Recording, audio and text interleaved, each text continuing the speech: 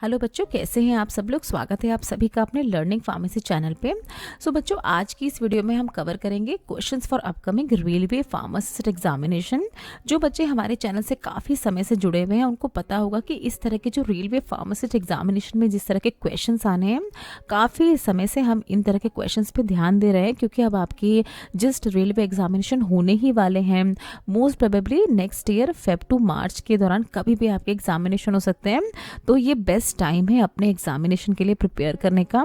इन questions में हम जो एक्सप्लेनेशन देते हैं आपको बहुत ही ध्यान से सुनना है, क्योंकि बहुत कुछ कवर किया जाता है उस एक्सप्लेनेशन में जो भी हम आपको समझाते हैं। तो चलिए शुरू करते हैं अपनी आज की वीडियो स्टार्ट करने से पहले बच्चों, मेरा नाम स्तुति है। मैं एक रजिस्टर्ड फार्मासिस्ट हूँ, करंटली यूएसए में सेटल हूँ और यहीं से आपके लिए सारा कंटेंट बनाती हूँ। तो अब हम अपनी नेक्स्ट स्लाइड शुरू करते हैं। देखिए, फर्स्ट क्वेश्चन हम देखेंगे अपने आज की इस वीडियो का। पूछ रहे हैं आपसे, yield value is a indicative of. Yield value इसमें से क्या इंडिकेट करती है, किस चीज़ को इंडिकेट करती है? तो आंसर है बच्चों इसका ऑप्शन ए, फोर्स ऑफ फ्लॉक्यूलेशन को इंडिकेट करती है। जब आप अपने एग्जामिनेशन में जब भी कोई क्वेश्चन पढ़े तो ऑप्शंस को, एक एक ऑप्शन को आप ज़रूर पढ़े। वीडियो में हमारे पास कम समय होता है, इसलिए हम डायरेक्टली अपने आंसर तक चले जाते हैं। तो देखिए, सबसे अगर हम बात करें क्या होती है यील्ड वैल्यू, तो एक basic example insulin suspension, insulin injection से समझते हैं। जब भी देखिए इस तरह की इंसुलिन इंजेक्शन को इस तरह से किसी भी शेल्फ पे रखा जाता है तो पार्टिकल्स यहाँ सेटल डाउन हो जाते हैं थोड़ी देर के लिए। पार्टिकल्स क्या होते हैं, देखिए अट्रैक्ट होते हैं एक दूसरे के साथ, अट्रैक्टेड टुवर्ड्स ईच अदर होते हैं और एक तरह का क्लस्टर या एक हम कह सकते हैं फ्लॉक्यूल्स बना लेते हैं, एक तरह का नेटवर्क बना लेते हैं आपस में, अगर उन पे किसी तरह का एक्सटर्नल फोर्स नहीं लग रहा है। अब देखिए ये क्या होगा, इस तरह के क्लस्टर फॉर्म होने से क्या होगा, ये क्लस्टर तब तक वैसा ही रहेगा, ये सस्पेंशन सेटल डाउन पार्टिकल तब तक ऐसे ही रहेंगे अनटिल एंड अनलेस कोई एक्सटर्नल फोर्स उस पर लगाया जा रहा है। और इसी एक्सटर्नल फोर्स को रिप्रेजेंट करते हैं हम यील्ड वैल्यू की फॉर्म में। तो ये आपको याद रखना है। देखिए, the amount of stress applied which is represent by the yield value, जितना स्ट्रेस लगाया ताकि ये पार्टिकल जो नीचे सेटल डाउन हो गए थे अब ये दोबारा से पूरे ही सॉल्यूशन में डिस्पर्स हो गए हैं, उस फोर्स को कहा जाता है यील्ड वैल्यू। तो देखिए, इसीलिए अगर ज़्यादा हायर यील्ड वैल्यू होगी इसका मतलब क्या है, strong force needed to disturb the flocculated network. मतलब जितना ज़्यादा स्ट्रेस लगाया जा रहा है, जितना ज़्यादा उसको शेक किया जा रहा है, इसका मतलब है कि पार्टिकल जो है बहुत ही क्लोजली पैक्ड थे, इसीलिए इतना ज़्यादा फोर्स लग रहा है। तो हायर यील्ड वैल्यू मतलब क्या है कि फ्लॉक्यूलेटेड नेटवर्क स्ट्रॉन्गर है और इसीलिए डिग्री ऑफ फ्लॉक्यूलेशन भी ज़्यादा है। तो ये तीनों ही चीज़ें आपको याद रखनी है, higher yield value, stronger force of flocculation and greater degree of flocculation, ये तीनों ही आपस में इंटर रिलेटेड हैं। नेक्स्ट क्वेश्चन में आपसे पूछ रहे हैं, the preferred source of light in colorimeter is. Colorimeter में प्रेफर्ड सोर्स ऑफ लाइट इसमें से क्या होता है? तो डिफरेंट ऑप्शंस में से बच्चों आंसर इसका ऑप्शन डी, टंगस्टन लैम्प होता है।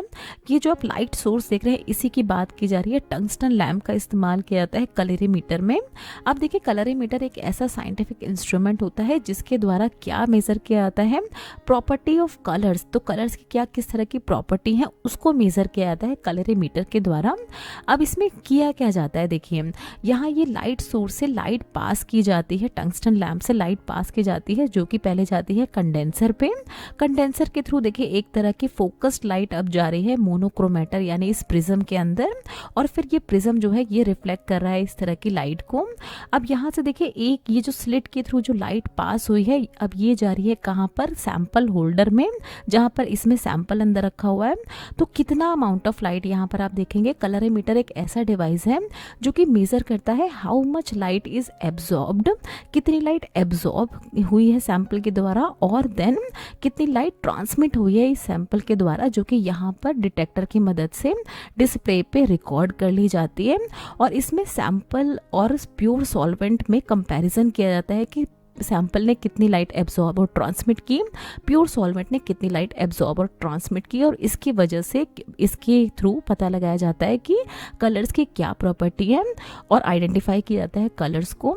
तो इसमें देखिए यहाँ पर यही स्टेटमेंट पूरी की पूरी लिखी है, absorb and transmitted by the sample and is used to identify colour and determine its concentration. तो किसी भी सैंपल में कितना कलर प्रेजेंट है वो पता लगाया जाता है इस तरह के कलरीमेट्री टेक्निक से।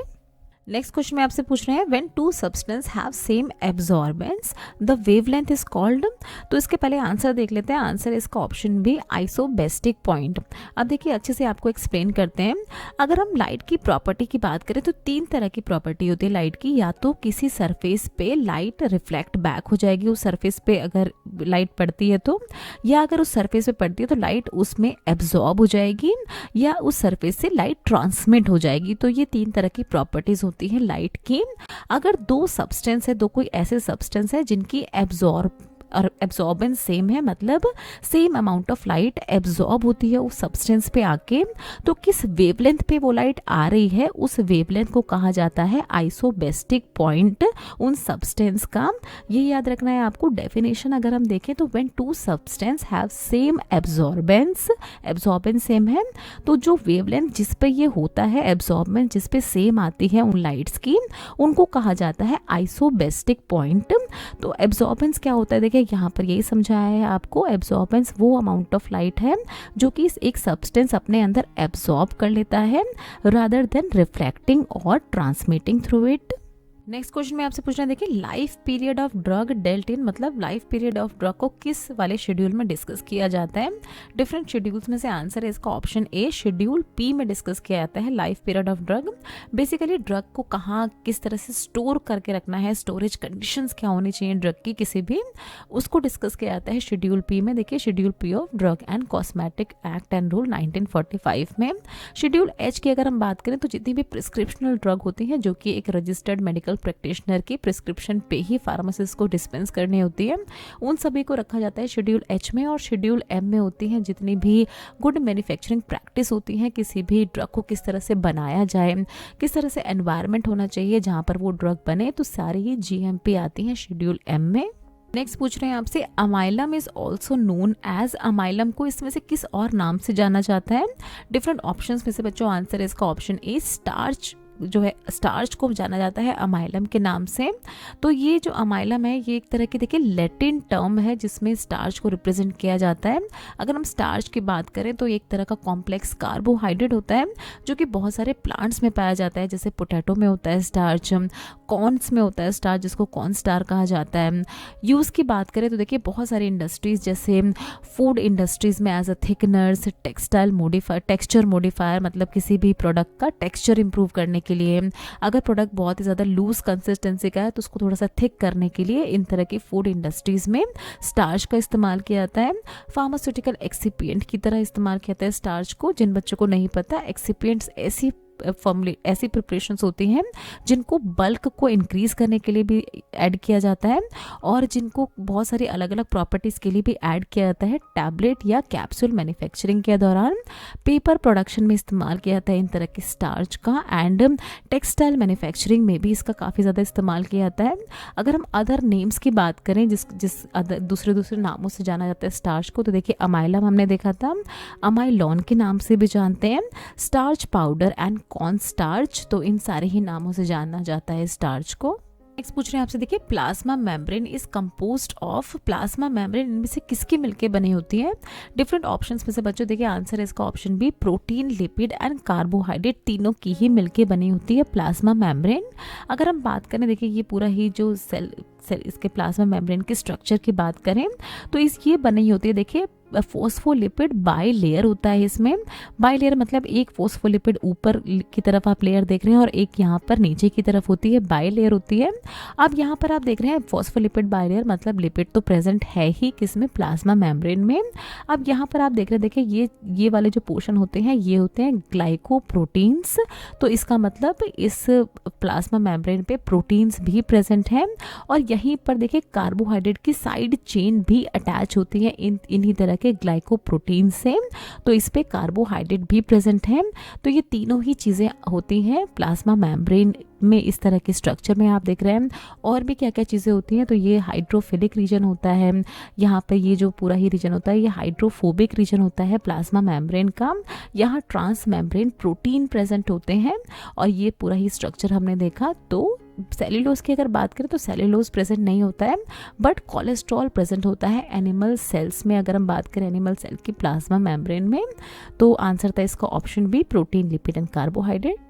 पूछ रहे हैं, देखिए cellular organelle containing hydrolytic enzyme, इसमें से कौन है वो ऐसा सेल्यूलर ऑर्गेनेली जिसमें हाइड्रोलाइटिक एंजाइम्स होते हैं।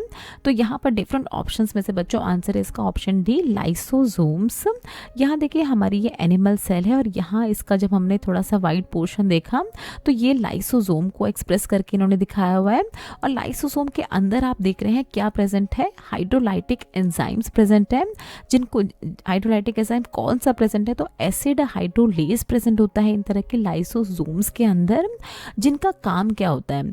अब देखिए सेल के अलग अलग कंपार्टमेंट होते हैं, सेल के अलग अलग ऑर्गेनेली होते हैं जिनके अलग अलग काम होते हैं और उनको अलग अलग नाम से भी जाना जाता है। इस तरह से लाइसोसोम को डाइजेस्टिव कंपार्टमेंट के नाम से जाना जाता है। ये एक सेल का डाइजेस्टिव कंपार्टमेंट होता है जिसका बेसिक काम क्या होता है, जितने भी मैक्रोमोलिक्यूल्स होते हैं सेल के अंदर जैसे nucleic acid, proteins and polysaccharide, उनको डाइजेशन करने का यानी उनको तोड़ने का काम होता है इन तरह के लाइसोसोम में पाए जाने वाले हाइड्रोलाइटिक एंजाइम्स का।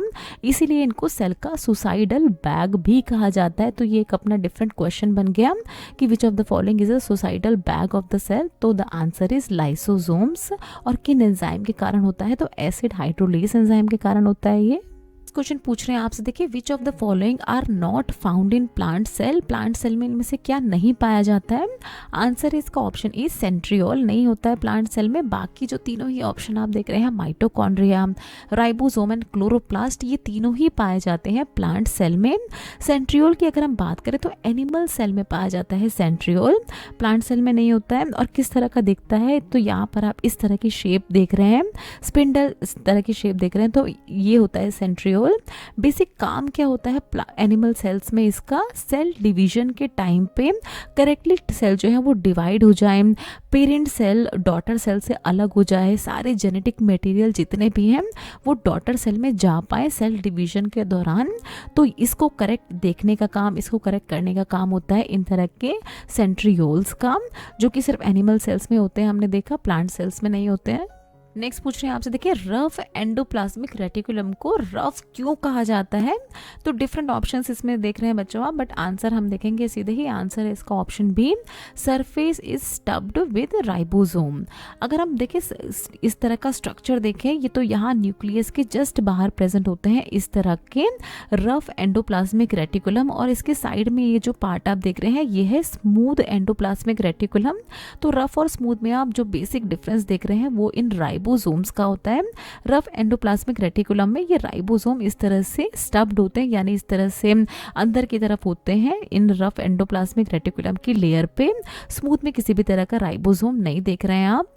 तो बेसिक फंक्शन क्या होता है रफ एंडोप्लाज्मिक रेटिकुलम का, प्रोटीन सिंथेसिस करवाना, क्योंकि देखिए यहाँ राइबोसोम प्रेजेंट है, इसका मतलब है प्रोटीन सिंथेसिस होना है इन सारी ही साइट्स पे, लिपिड सिंथेसिस एंड मॉडिफिकेशन करना and detoxification and quality control. तो ये सारे ही काम होते हैं इस तरह के रफ एंडोप्लाज्मिक रेटिकुलम के। सो लास्ट क्वेश्चन हम देखेंगे अपनी आज की इस वीडियो का। पूछ रहे हैं आपसे बच्चों, bacterial cell wall is made up of, bacterial cell wall इनमें से किसकी मिलके बनी होती है। Amino acid, N acetyl muramic acid, N acetyl glucosamine, या ऑल ऑफ द अबव।